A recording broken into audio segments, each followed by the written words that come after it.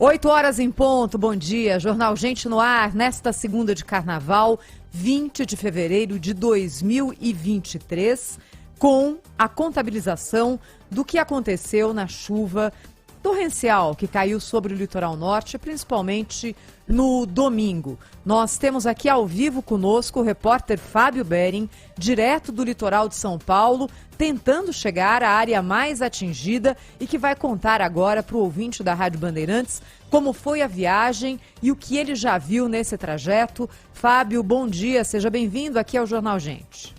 Bom dia, Thaís Freitas, bom dia aos ouvintes da Rádio Bandeirantes. Eu saí de São Paulo por volta de 5 horas da manhã. Viagem muito tranquila, Thaís, até o município de Bertioga. Depois começam os problemas aqui na rodovia Rio Santos. O primeiro ponto de deslizamento fica logo depois da entrada da praia de Barra do Una. A rodovia está liberada nesse trecho, mas há muita lama na pista. Estou aqui agora no sertão da Barra do Una. Situação absolutamente desoladora. A quantidade de pedras na beira da rodovia é muito grande, muita água ainda descendo do morro e os moradores aqui, em esquema de mutirão, tentando limpar as casas, tentando arrumar as coisas. Tem um pessoal aqui agora, eu vou tomar a liberdade de tentar conversar com eles. Tudo bem, amigo? Tudo bem. Perdeu muita coisa, não? Não, eu não perdi nada. Vocês aqui não? Não, perdemos nada. Agora, como é que está a situação do pessoal que fica lá embaixo, no sertão? Desse lado de cá tá normal, agora pra cá tá meio perdido, viu? Você conhece alguém que perdeu tudo? Como é? Conheço, familiares, todinho, conheço. Já tinha visto? Quanto tempo você mora aqui? Rapaz, nunca tinha visto essa situação aqui em Juqueí, não. Primeira vez. Muita gente desabrigada. Muita gente mesmo. O pessoal tá ainda, todo mundo fora das casas. Quem conhece essa região aqui, Thaís? O pessoal passa aqui com os carros, né? Logo na entrada de Juqueí, um pouquinho antes da entrada de Juqueí, tem uma vila do pessoal que vive aqui durante a vida inteira. A origem desse bairro é quilombola. Hoje já não há mais quilombolas, não há nenhum tipo de proteção a essas pessoas, mas a situação aqui é realmente desoladora. A rodovia parece um rio, muita água descendo, uma água ilameada, parte do acostamento aqui foi absolutamente destruída e, como eu já disse, uma grande quantidade de pedras por aqui. Nesse trecho aqui, como disse o morador, ninguém se feriu, né, ainda bem, mas lá para frente a gente sabe que a situação está muito complicada, principalmente na região da Barra do Saí, que é para onde a gente está indo agora. Fábio Bering, agora no litoral norte, rumo à Barra do Saí, vai o tempo todo aqui participando do Jornal Gente da Rádio Bandeirantes, informando ao nosso ouvinte. Obrigada, bom trabalho, Fábio. Obrigado, Thaís, para você também. 8h03 aqui no Jornal Gente da Rádio Bandeirantes. 36 pessoas mortas no litoral norte de São Paulo com a chuvarada que caiu no domingo, uma chuva recorde. Elia Júnior está conosco agora, ao vivo aqui na Rádio Bandeirantes, para participar do Jornal Gente, conversar comigo, com a Sônia Blota, com o Cláudio Humberto. O Elia Júnior tem casa no litoral norte, conhece muito a região, tem familiares, tem amigos que estão lá e vai resumir para a gente tudo que ele ouviu, tudo que ele apurou a respeito das consequências dessa chuva de domingo. Elia, bom dia, seja bem-vindo a você. Eu acho que a gente só precisa liberar aqui a linha do Elia, porque a gente está com um som na linha 2. Mas eu vou chamar novamente aqui o Elia Júnior. Bom dia, Elia, Thaís. Tudo bom? Bom dia. Olá, Thaís, bom dia a você, bom dia ao nosso Cláudio Humberto, a Sônia Blota e a todos os nossos ouvintes aí da Rádio Bandeirantes em todo o Brasil. Realmente, nesse dia, nessa segunda-feira, que é, obviamente, de carnaval, mas é muito trágica, né? É uma informação que se sucede com o número de mortos, que infelizmente é de 36 oficialmente, mas eu tenho muito. Minha casa é exatamente naquela posição, né? Eu estou ali no Saí há 29 anos e agora na Baleia há quase 3, né? Então é exatamente naquele entorno ali. A situação para quem está do outro lado da estrada, ou seja, para quem tem a ideia do que acontece, imagine que você esteja numa estrada normal, imagine que você não tenha nenhuma consciência do que é ali aquela região do litoral norte e que você não tenha a ideia de como está sendo a situação. Eu vou tentar desenhar essa situação para você, para depois a gente ir entendendo quais são os muitos problemas e a devastação incrível que se abateu sobre a região depois dessa chuva recorde de mais de 600 milímetros ali em São Sebastião Sebastião e de 683 milímetros na região de Bertioga. Você se imagine numa estrada, seja ela qual for, uma estrada de 2 vias, ou seja, uma estrada que tem via para cá e para lá, é uma estrada que de um lado você tem o litoral, ou seja, de um lado você tem o mar. E do outro lado, você tem aquilo que a gente chama de sertão, ou aquilo que você possa imaginar que seja efetivamente a montanha ou a Mata Atlântica, que é exatamente a situação da rodovia Rio Santos. A rodovia Rio Santos, ela, como o próprio nome diz, ela em tese liga o Rio de Janeiro a Santos, mas na verdade ela parte ali daquele litoral que passa assim por Bertioga e vai até São Sebastião. De São Sebastião, ela tem outras ligações que chegam a Ubatuba e que depois elas continuam para que você possa ter acesso sempre pelo litoral até o Rio de Janeiro. Mas o que nós estamos falando? Nós estamos falando de uma chuva de mais de 600 milímetros que passa neste ponto que é muito crítico, que é o ponto da Costa Sul, que é o ponto de todas as praias, que começam ali na Boracé. Quando você sai de Bertioga, Bertioga tem, no município de Bertioga, você tem o quê? Você tem a Riviera de São Lourenço. A Riviera é muito conhecida, é muito grande, mas é muito estruturada. Então, o que aconteceu? Na Riviera, no Guarujá, ali num condomínio famoso do Guarujá e chique, como é o condomínio de Acapulco, você tem muita perda material. Ou seja, essa é uma tragédia que ela vai dividir muito bem as coisas. Ou seja, você tem muita perda material. Não existe a possibilidade de que o cara é mais favorecido, então ele não teve perda. Não. Todos tiveram perdas e, em alguns casos, as casas melhores, nos grandes condomínios, as perdas foram gigantes. Só que elas são perdas materiais. A gente, muito dificilmente, vai ter vítima e, principalmente, vítima fatal nessa parte de condomínios, que é uma parte mais avantajada, mais abastada e que está do lado do litoral, ou seja, está do lado do mar.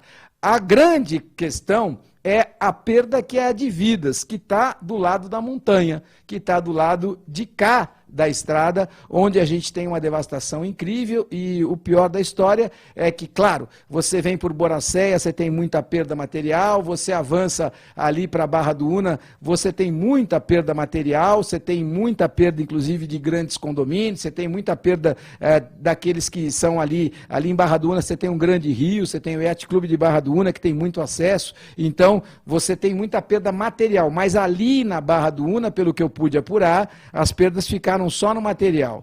Aonde as coisas se complicam e se complicam muito é quando você passa da Barra do Una e começa a chegar a Juqueí, aí em Juqueí, que também é uma praia considerada de alto padrão, de grandes condomínios, as perdas são materiais, mas você tem morro também em Juqueí. Então, muita gente que trabalha nesses condomínios que são mais abastados, são condomínios mais caros, é uma região nobre do litoral de São Paulo, esse litoral norte, essas pessoas normalmente elas moram nas encostas, elas moram nos morros, e aí já começam os grandes problemas. Juqueí já começa a ter esse grande problema, por quê? Porque quem mora na encosta teve desabamento, teve desmoronamento, teve problema de perda, que não é só a perda material. E aí você vai avançando pela estrada, você vai avançando pela Rio Santos, você passa da Barra do Una, você vai chegar, depois de Juqueí, você passa na Praia Preta.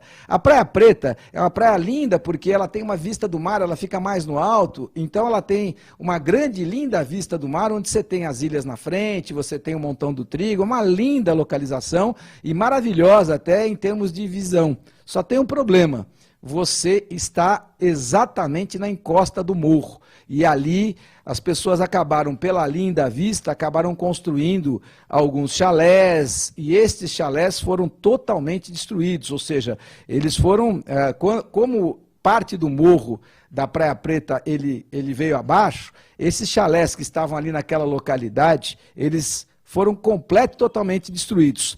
A vantagem, pelo que eu pude apurar, é que os moradores, aqueles que são mais afeitos àquilo que é a chuva na região, como eles nunca tinham visto nada igual, eles, a partir das 4h30 da manhã, começaram a avisar todo mundo para sair, porque eles nunca tinham visto nada igual. Então, olha, isso aqui é muito perigoso, isso aqui a gente está correndo risco, vamos sair, vamos sair. E aqueles que tinham alugado ali os chalés não acreditavam muito no perigo, mas foram obrigados a sair até às 6 da manhã. Então, imagino que ali na Praia Preta a gente não tenha vítimas fatais nesses chalés, ainda que todos aqueles que estavam na montanha foram totalmente destruídos. Aí, e a tragédia só não foi pior porque a Petrobras tem uma área ali e o governo de São Paulo fez uma grande proteção do outro lado da estrada. Então tem uma proteção de uma barreira que aparou a queda que seria do muro do outro lado. Aí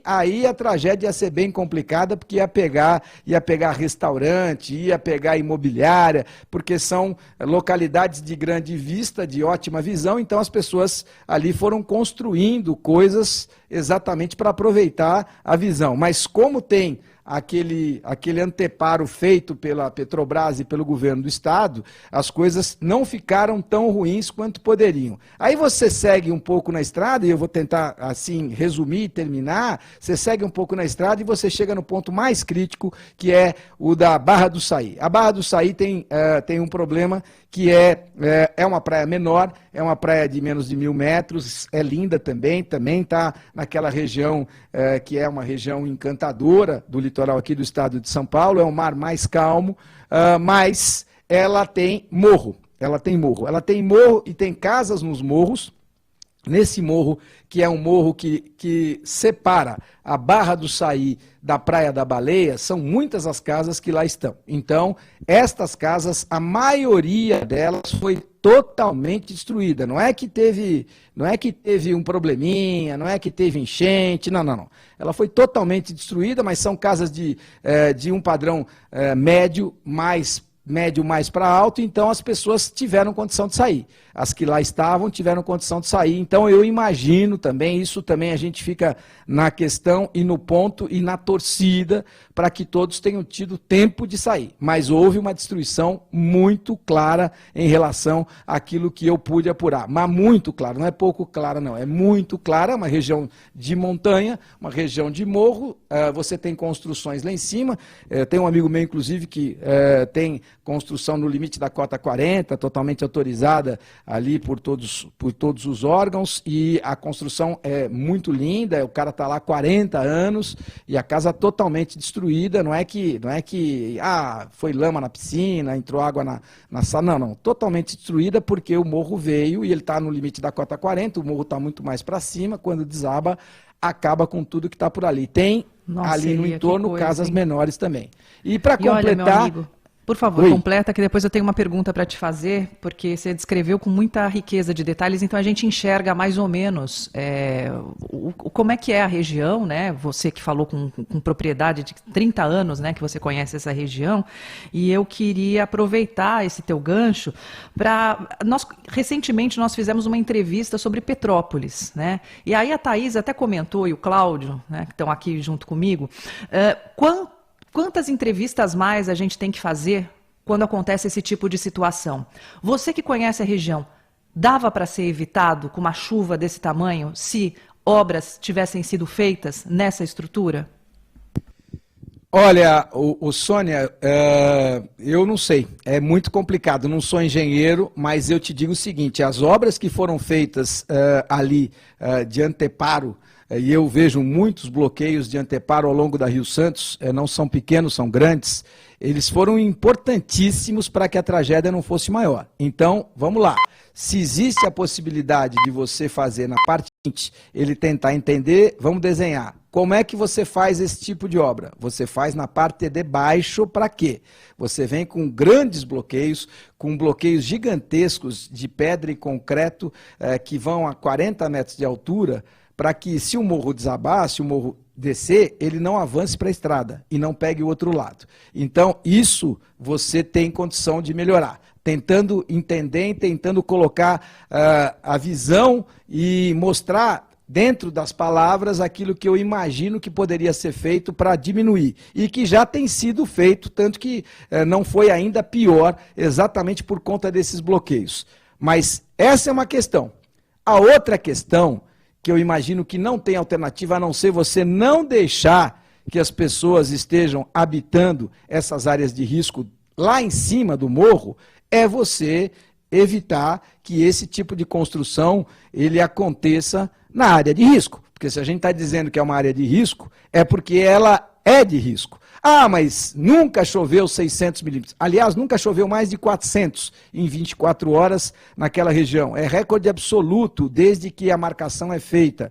Tem gente discutindo se a marcação está correta, porque os meteorologistas estão impressionados com a quantidade de água. Será que não mediram errado? Não, não mediram errado. Por isso que a devastação é gigante. Então, só para completar e tentar mapear para você, Sônia, para o Cláudio, para a Thaís e para os nossos ouvintes da Rádio Bandeirantes e para as nossas ouvintes, o grande problema está ali, não está no bloqueio. O bloqueio minimiza, é verdade, você tem menos pontos de interrupção nas estradas, é verdade, você não causa morte para carros que estão ali passando, também é verdade, mas as casas que estão lá em cima, elas não têm jeito. Ali o morro vai desabar. O morro da Praia Preta, ele veio quase que inteiro para baixo. Então, não é que o morro desaba, é parte daquilo que faz parte daquele morro, ele vem vindo, ele vem desmoronando. Então, você pega claramente na imagem aérea, você vê assim, você vê um clarão vermelho que dá mais ou menos 50, 60 metros de largura. Então você imagine aquela altura, 50, 60 metros de largura, desabando. Tudo que está ali no meio daquele caminho vai ser destruído. Então, o grande problema onde é que está? Está na Vila Baiana, que é conhecida como a Vila Açaí. E ela foi começando, ela foi aumentando, ela foi aumentando, ela foi aumentando, e as pessoas foram construindo de maneira irregular, foram tendo a possibilidade dos meios públicos de autorizar a construção ali. Eu acho isso também muito delicado, é um ponto que precisa ser abordado. Não é possível que aquele tipo de construção, naquela área de tanto risco, tenha sido autorizada, e ali é que estão as maiores mortes. A gente tem 36 anunciadas, mas os meus amigos que estão ali fazendo trabalho de recuperação, eles estão muito preocupados, porque tem mais de 50 casas ali ainda soterradas e os caras continuam no trabalho. Então, é muito preocupante e eu temo que esse número possa ser maior. Elia Júnior conosco aqui na abertura do Jornal Gente da Rádio Bandeirantes, falando sobre tudo que ele apurou, a situação do litoral norte, descrevendo o quadro do que acontece nesse momento. Elia, queria te perguntar o seguinte, a dificuldade para entrar em contato com as pessoas persiste, ainda há problemas de telefonia? E uma outra coisa, você tem conhecimento se houve distribuição de avisos por SMS, de emergência, defesa civil, alertando as pessoas de que essa chuva teria uma gravidade maior do que outras e que quem pudesse deveria sair de casa? Houve sim, Thaís, mas o que acontece? Você recebe o alerta, então, só para tentar explicar e dar assim, a posição do que está acontecendo. Neste momento, voltou a energia na maioria absoluta dos bairros ali, daquela região mais atacada, naquela região que mais sofreu. Voltou a energia em boa parte de Camburi, voltou a energia na Praia da Baleia, voltou a energia na Barra do Saí. Hoje nós estamos com um clima ali que é parecido com aqui de São Paulo. Você tem nesgas de sol com céu nublado, temperatura de 24, 25 graus, mas tem previsão de chuva para hoje à tarde. Mas já voltou a energia na maior parte daqueles bairros, daquelas praias ali da costa sul do litoral norte. O problema maior é a água agora. A água está bem complicada porque, para quem não conhece, você tem a Sabesp lá. Você tem a Sabesp, então a maioria daqueles condomínios, inclusive até as partes mais populares, elas já têm ligação ali da Sabesp, o que realmente é muito bom. Claro que você ainda tem muitas conexões que são gatos, que ainda não levam o esgoto diretamente para a Sabesp, isso existe, mas é um número cada vez menor, porque a Sabesp chegou naquela região lá, então você tem a questão do esgoto, na maioria absoluta dos casos, não de de quem está no morro, mas de quem está nessa parte mais baixa, você tem o esgoto pela Sabesp. O problema é que a água, como a água é muito boa, a água que vem das nascentes é uma água muito boa, é uma água incrivelmente boa, potável. A maioria absoluta dos habitantes, quer eles sejam mais favorecidos ou menos favorecidos, eles se utilizam dessa água. E essa água, ela é muito boa, mas, e ela tem canos, então são muitos os canos que vêm da serra, de várias cachoeiras da serra, então ela tem a captação lá e cada qual busca a sua captação para ter a qualidade dessa água na sua residência. Só tem um problema, quando você tem uma chuva como essa, os canos são todos destruídos, está tudo destruído, todas as conexões estão destruídas. Então, essa questão da água vai ser uma questão muito complicada de ser resolvida com rapidez. Então, são pontos aí, e o desabastecimento lá é complicado, vai começar a melhorar agora, porque com a volta da energia, os mercadinhos, os comércios, eles vão poder receber o cartão de crédito, que até então não era aceito. Ontem, por exemplo, a minha filha está lá, ou seja, o carro dela acabou ficando com 1 metro de água, ela não tem como sair, vai ter que, depois que é tudo acalmar e tal, vai ter que chamar um guincho para poder levar o carro, porque não sei exatamente qual é o tamanho da perda, mas o carro ficou com água até a metade, não pega, não tem a menor chance, é lama. É bem complicada a situação para todo mundo, mas eu gostaria sempre de destacar que a gente precisa ter um cuidado muito grande nesses momentos mais delicados, um equilíbrio muito grande, para poder dividir aquilo que é perda material, e ela é muito grande, e aí é indiscriminada, é para todo mundo, daquilo que é perda de vidas. Eu estou muito preocupado com os mais necessitados nesse momento, com as pessoas que são da comunidade, porque elas, em tese, moram na sua maioria em áreas bem perigosas, então aí você tem realmente um cuidado muito maior, porque não é só a perda